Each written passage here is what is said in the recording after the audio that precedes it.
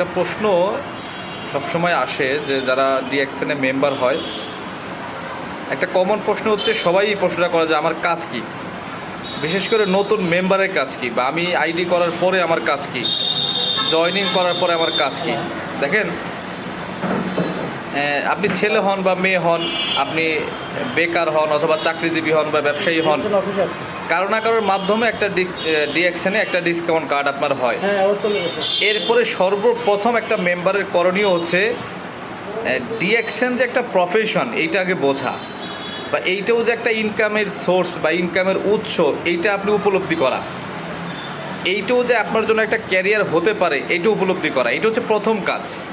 আপনার কাছে যতক্ষণ পর্যন্ত মনে না হবে যে এটা একটা প্রফেশন, এটা একটা ইনকাম সোর্স, ইনকামের মাধ্যম, ততক্ষণ পর্যন্ত এই ডিএক্সএন নিয়ে কোনো কথা আপনার ভালো লাগবে না, অফিসে আসতে ভালো লাগবে না, প্রোডাক্ট পারচেস করতে ভালো লাগবে না, ট্রেনিং করতে ভালো লাগবে না। আর যখন আপনার কাছে মনে হবে যে না, এটা একটা প্রফেশন, এটা একটা ক্যারিয়ার, এখান থেকেও লাইফ চেঞ্জ হওয়া সম্ভব, তাহলে এইখানে যে কাজগুলো আছে প্রত্যেকটা কাজই আপনি করতে পারবেন। তার মানে যে যার মাধ্যমেই জয়েন করেন না কেন, আপনাকে সর্বপ্রথম যেটা উপলব্ধি করতে হবে যে ডিএক্সএনও একটা ইনকাম সোর্স বা ইনকামের মাধ্যম, এইটা মাথায় নিয়ে দেন আপনাকে কাজটা শুরু করতে হবে। তাহলে অবশ্যই আপনি ভালো করতে পারবেন।